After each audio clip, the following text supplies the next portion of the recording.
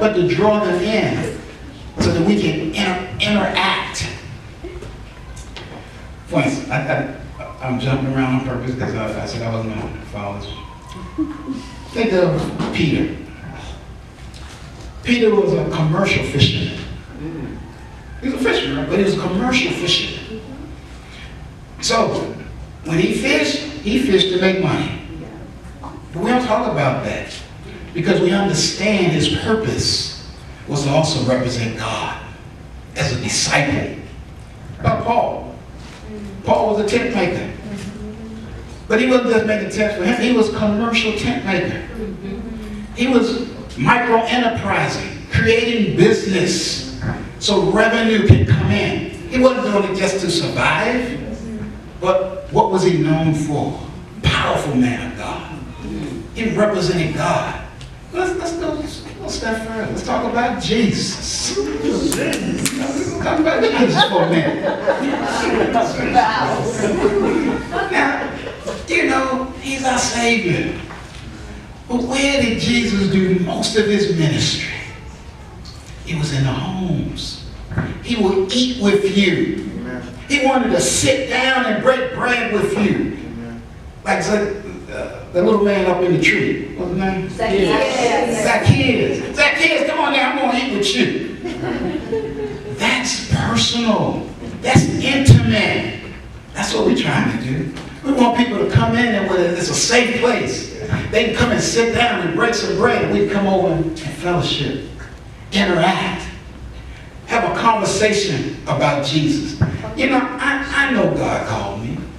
I know that. And I went out and said, okay, Lord, I finally answered the call. I won't get into all the history. I answered the call and he had me pastor. But it didn't seem like something was missing. I'm like, oh, something. And so it's like, I also know that he called me to be an entrepreneur, a business, to create business, not for just Kenny, okay? So I'm like, well, okay, so I jump over in the business side, I'm doing that. And I'm being blessed, but something ain't right. Something's missing. I'm like, well, I don't understand. And so I realized the two had to come together.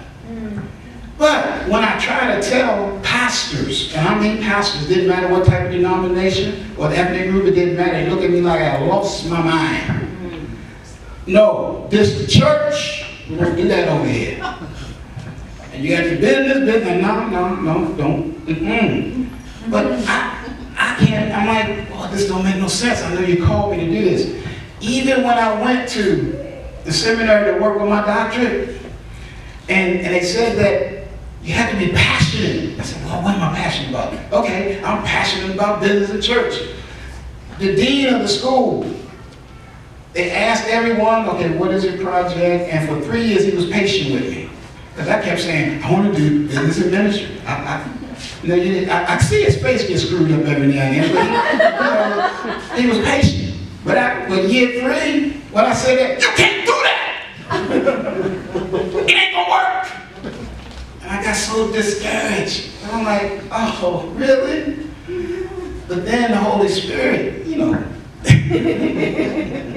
Holy Spirit said, no, wait.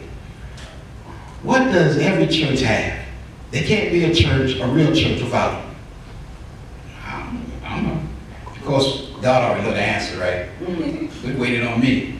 I said, what? Oh, disciples. Yeah, you gotta have disciples. Okay. So what does every business have to have in order to be launched as a business? An entrepreneur. If you ain't got someone that's starting this thing, it ain't happening. So I said, okay. And so, you know, I'm stupid. I realized. I said, so what's in common there? What's in common there? Disciple, entrepreneur. And I could even imagine Jesus' face. Oh, the Lord up there. Oh, people. People are disciples. People are entrepreneurs. Don't matter if that disciple is working in a company or building a company, or that entrepreneur is over here in a church as a disciple, they're the same person. So I was able to lead a project on discipling entrepreneurs. Because God, he owns it all. Amen. He walks on gold. I mean, I ain't got to, that's in the scripture. So it's not about us having stuff or running after money. But he don't want you busting and discussing on the other side either. Like you feel like, no, I can't touch that. And going to put the dollar on the same level as God, please. So for me, when I was trying to, Lord,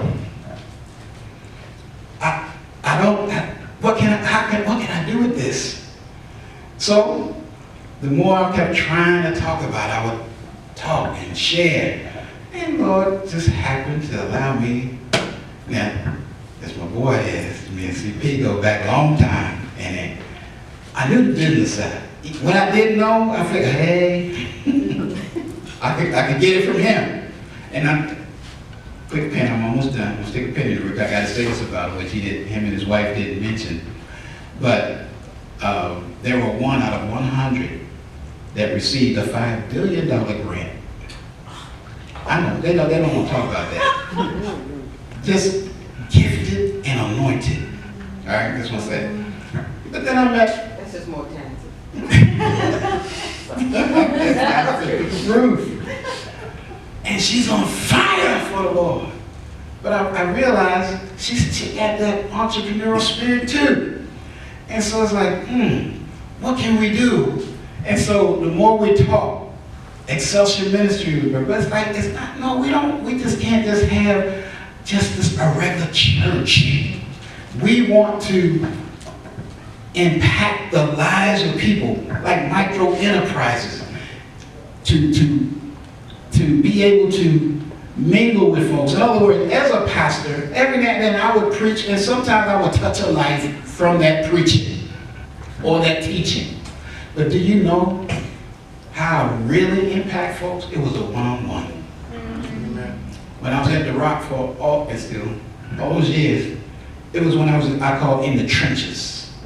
Not on the stage, but in the trenches where I could meet the people one-on-one, pray with them, talk with them, listen to them, cry with them, laugh with them. That's where ministry happens. That's where discipleship takes place. That's what we want to do in Sozo Cafe. We want to impact the lives of people, whether they're youth, whether they're 93 years old, it don't matter. Because when they come in, they're going to feel like, oh, this is an intimate setting. Something different about this place. God's up in here. Yes. And so, thank you, Holy Spirit. I just said I'll be quick, just to give you that overview. And why you're here, like I said, it's because we literally, we prayed to God many months and say, Lord, only bring the folks that you want to be here. Look, we're not concerned with numbers. See, either we know you because you're close friends, family members, but you're the ones that we wanted to share this with. Because we're not trying to do this by ourselves. We need your help. We need you to lock arms with us. And you'll find that out in a minute when I call Maria. But the thing is, we invited you because we want to share the vision so that you can be a part of this. Amen? Amen. Okay, I'm going to stop. I'm going to ask Maria to come up at this time. Hallelujah.